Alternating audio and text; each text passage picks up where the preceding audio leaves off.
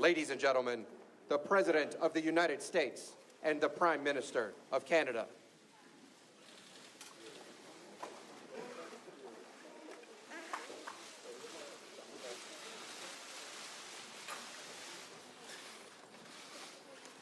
Thank you.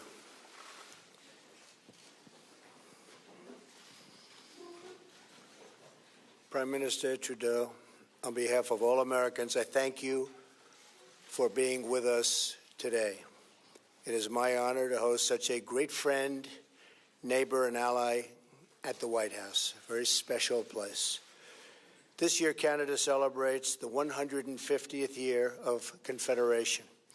For Americans, this is one of the many milestones in our friendship, and we look forward, very much forward, I must say, to many more to come. Our two nations share much more than a border. We share the same values, we share the love, and a truly great love of freedom, and we share a collective defense. American and Canadian troops have gone to battle together, fought wars together, and forged the special bonds that come when two nations have shed their blood together, which we have. In these dangerous times, it is more important than ever that we continue to strengthen our vital alliance. The United States is deeply grateful for Canada's contribution to the counter-ISIS effort. Thank you. And we continue to work in common cause against terrorism and work in common cooperation toward reciprocal trade and shared growth. We understand that both of our countries are stronger when we join forces in matters of international commerce. Having more jobs and trade right here in North America is better for both the United States and is also much better for Canada. We should coordinate closely, and we will coordinate closely to protect jobs in our hemisphere and keep wealth on our continent and to keep everyone safe. Prime Minister, I pledge to work with you in pursuit of our many shared interests. This includes a stronger trading relationship between the United States and Canada. It includes safe, efficient, and responsible cross-border travel and migration. And it includes close partnership on domestic and international security. America is deeply fortunate to have a neighbor like Canada.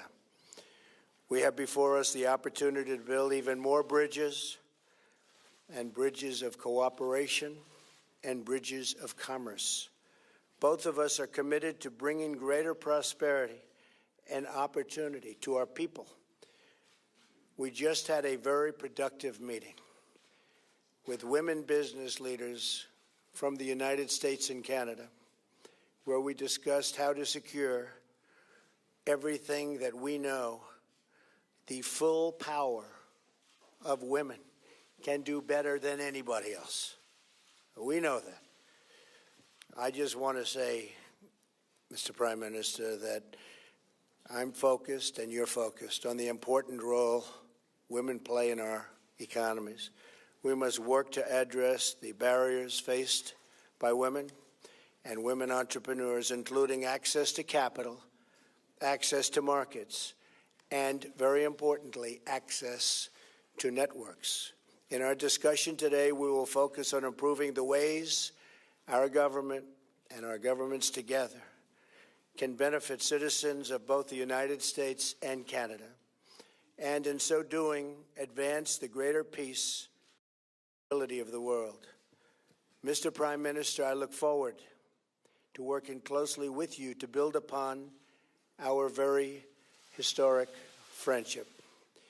There are incredible possibilities for us to pursue Canada and the United States together. Again, thank you for joining us, and I know our discussions will be very, very productive for the future of both countries. Mr. Prime Minister. Thank you, Mr. President. Good afternoon, everyone. Thank you very much for joining us. I'd first like to start by extending my sincere thanks to President Trump for inviting me down to Washington. Any day I get to visit our southern neighbors is a good day in my books, particularly when it's so nice and warm compared to what it is back home. We are suffering under a significant winter storm that's hitting our Atlantic provinces particularly harsh, so I just want to send everyone back at home my thoughts as they shovel out and impress on everyone to stay safe. Le président et moi avons eu une première rencontre très productive aujourd'hui. Nous avons eu la chance d'apprendre à mieux se connaître et surtout de parler de la relation unique qu'entretiennent le Canada et les États-Unis. For generations, citizens on both sides of the 49th parallel have understood that the bond between our nations is a special one. No other neighbors in the entire world are as fundamentally linked as we are. We've fought in conflict zones together, negotiated environmental treaties together, including 1991's historic air quality agreement. And we've entered into groundbreaking economic partnerships that have created good jobs for both of our peoples. Canadians and Americans alike share a common history, as well as people-to-people ties that make us completely and totally integrated. Our workers are connected by trade, transportation, and cross-border commerce. Our communities rely on each other for security, stability, and economic prosperity. Our families have long lived together and worked together. We know that more often than not, our victories are shared. And just as we celebrate together, so too do we suffer loss and heartbreak together. Through it all, the foundational pillar on which our relationship is built is one of mutual respect. And that's a good thing, because as we know, relationships between neighbors are pretty complex, and we won't always agree on everything. But because of our deep, abiding respect for one another, we're able to successfully navigate those complexities and still remain the closest of allies and friends. Make no mistake, at the end of the day, Canada and the US will always remain each other's most essential partner. And today's conversations have served to reinforce how important that is for both Canadians and Americans. As we know, 35 US states list Canada as their largest export market, and our economies benefit from the over $2 billion in two-way trade that takes place every single day. Millions of good middle-class jobs on both sides of the border depend on this crucial partnership. Maintaining strong economic ties is vital to our mutual success, and we're going to continue to work closely together over the coming years so that Canadian and American families can get ahead. Comme nous le savons, le Canada représente le plus grand marché d'exportation pour 35 US États states américains. list Canada as their largest export market, and our economies benefit from the over $2 billion in two-way trade that takes place every single day. Millions of good middle-class jobs on both sides of the border depend on this crucial partnership.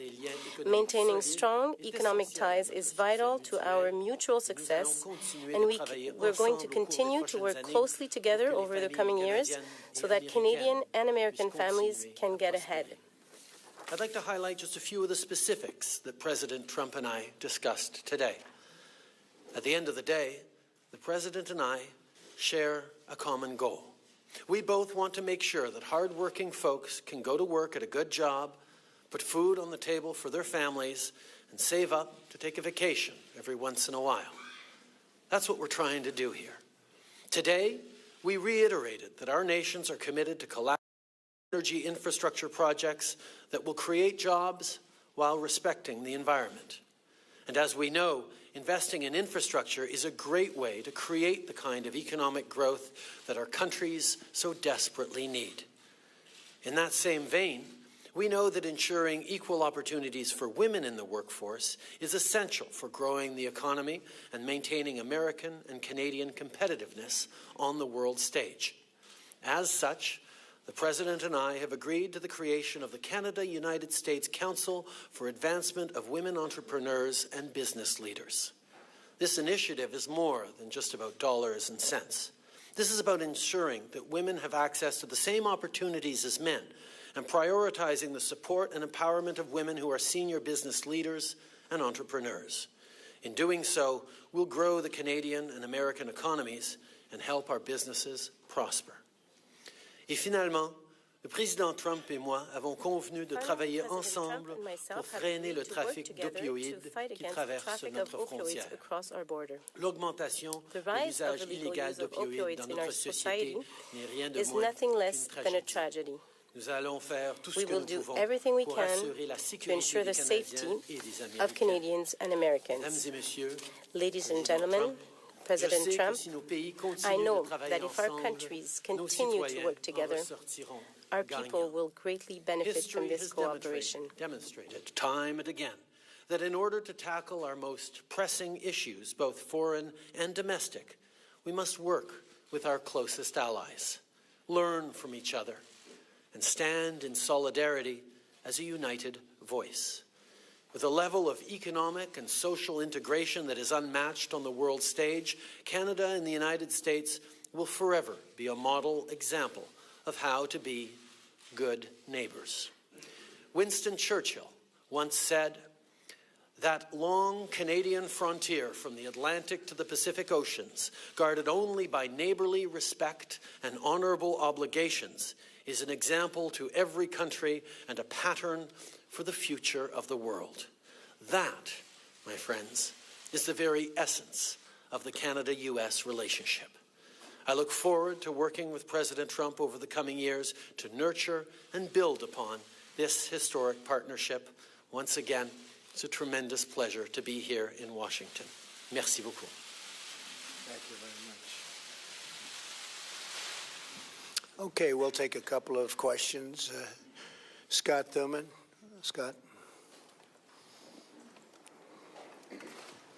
Thank you, Mr. President. You just spoke about the desire to build bridges, although there are some notable and philosophical differences between yourself and Prime Minister Trudeau. I'm curious, as you move forward on issues from trade to terrorism, how do you see this relationship playing out, and are there any specific areas with which, during your conversations today, you each decided to perhaps alter or amend your stances already on those sensitive issues like terrorism and immigration? And Prime Minister Trudeau, while only in its infancy so far, how do you see this relationship compared to that under the Obama administration? Well, we just began discussions. We are going to have a great relationship with Canada, maybe as good or better, hopefully, than ever before. We have some wonderful ideas on immigration. We have some, I think, very strong, very tough ideas on the tremendous problem that we have with terrorism. And I think when we put them all together, which will be very, very quickly, we have a group of very talented people, we will see some very, very obvious results. We're also doing some cross-border things that will make it a lot easier for trade and a lot better and a lot faster for trade. We have, through technology, we have some really great ideas, and they'll be implemented fairly quickly. One of the things we spoke about was the fact that security and immigration need to work very well together, and certainly Canada has emphasized security as we look towards improving our immigration system and remaining true to the values that we have. And we had a very strong and fruitful discussion on exactly that. There's plenty that we can draw on each other from in terms of how we move forward with a very similar goal, which is to create free, open societies that keep our citizens safe. And that's certainly something that we're very much in agreement on. Tona McCharles. Mr. President, Mr. Prime Minister, and Mr. English and French for us, please. A little bit of a follow-on on my American colleague's question. President Trump, you seem to suggest that Syrian refugees are a Trojan horse for potential terrorism, while the Prime Minister hugs refugees and welcomes them with open arms. So I'd like to know, are you confident the northern border is secure? You can never be totally confident, but through the incredible efforts already, I see it happening, of formerly General Kelly, now Secretary Kelly, We have really done a great job. We're actually taking people that are criminals, very, very hardened criminals in some cases, with a tremendous track record of abuse and problems, and we're getting them out.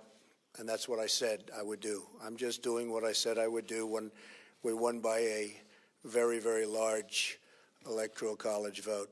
And I knew that was going to happen. I knew this is what people were wanting, and that wasn't the only reason. That wasn't my only thing that we did so well on, but that was something that was very important. And I said we will get the criminals out, the drug lords, the gang members. We're getting them out.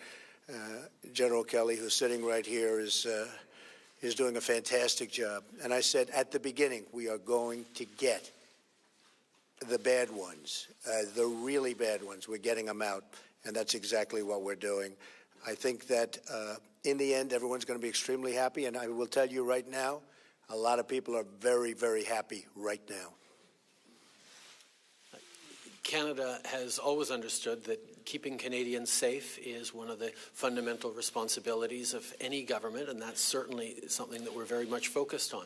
At the same time, we continue to pursue our policies of openness towards immigration and refugees without compromising security. And part of the reason we've been successful in doing that over the past year, welcoming close to 40,000 Syrian refugees, is because we have been coordinating with our allies, the United States and around the world, to demonstrate that security comes very, very seriously to us, and that's something that we continue to deal with.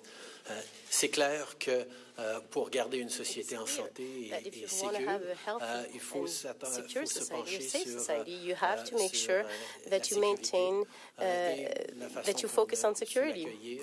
And we have welcomed refugees from Syria. We have been very successful, but we have always taken our responsibility towards security very seriously.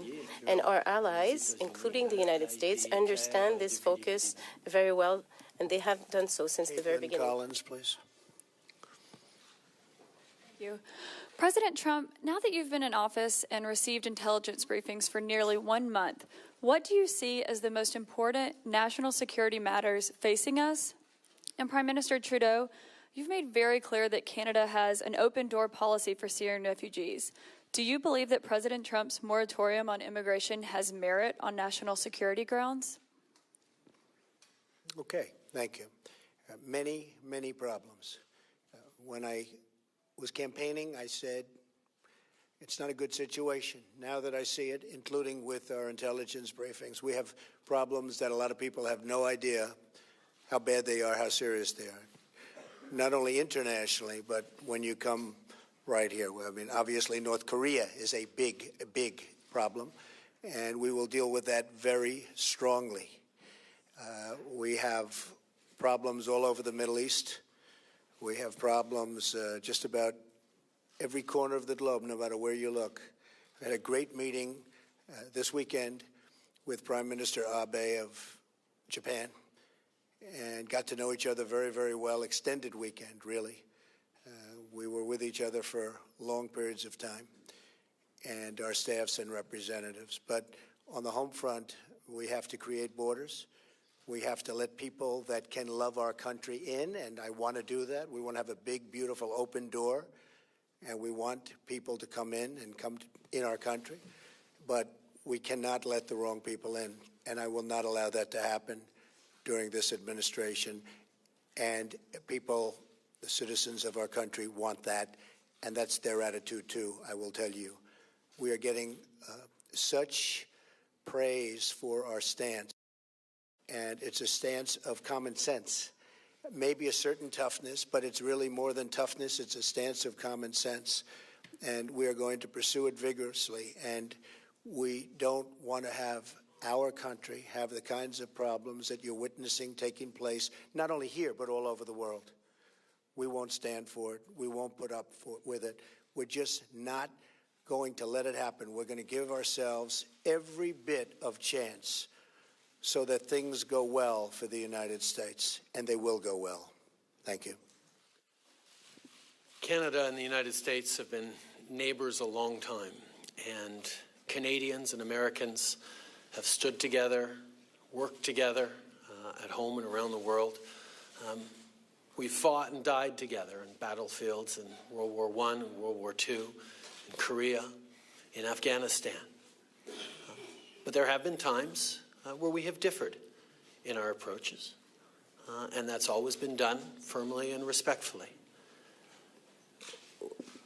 The last thing Canadians expect is for me to come down and lecture another country on how they choose to govern themselves. My role and our responsibility is to continue to govern in such a way that reflects Canadians' approach and be a positive example in the world. Okay. Richard Latendresse. Merci, Monsieur le Premier ministre. Mr. President, I will ask my question in French first, and then for you, I'll ask it again in English. Monsieur le Premier ministre, vous savez bien, je vous ai bien entendu que les entreprises canadiennes, les exportateurs, les travailleurs canadiens Canadian sont businesses, inquiets Canadian workers pour are leurs affaires, concerned pour leurs for their emplois, businesses avec l'idée and de for renégociation their de la work and jobs concerning the renegotiation of NAFTA. So what guarantees did you get from this government that we will keep our jobs and our businesses in the renegotiation of NAFTA? Mr. President. And again, during the last 3 months, you have denounced NAFTA. You have talked over and over about the Mexican portion of the agreement, very little about the Canadian one. My questions in two short part is Canada a fair trader? And when you talk about changes to NAFTA concerning Canada, are you talking about big changes or small changes? Thank you. D'abord, Richard, merci pour ta question. C'est une préoccupation pour bien les Canadiens parce qu'on sait à quel for many point Canadians because we know that our economy is very dependent on our bonds, our relationship with the United States. Goods and services do cross the border each way every single day, and this means a lot of millions of jobs for Canadians and good jobs for Canadians. So we are always focusing on these jobs, but there are also good jobs, millions of jobs in the United States that depend on those relationships between our two countries. So when we sit down, as we did today, and as our teams will be doing in the weeks and months to come, we will be talking about how we can continue to create good jobs for our citizens on both sides of the border. And during this exercise, we continue to understand that we have to allow this free flow of goods and services, and we have to be aware of the integration of our economies, which is extremely positive for both our countries. And this is the focus that we will have in the coming weeks and months to come. Greatly aware of the fact that much of our economy depends on good working relationships with the United States, good integration with the American economy. And the fact is, millions of good jobs on both sides of the border depend on the smooth and easy flow of goods and services and people back and forth across our border.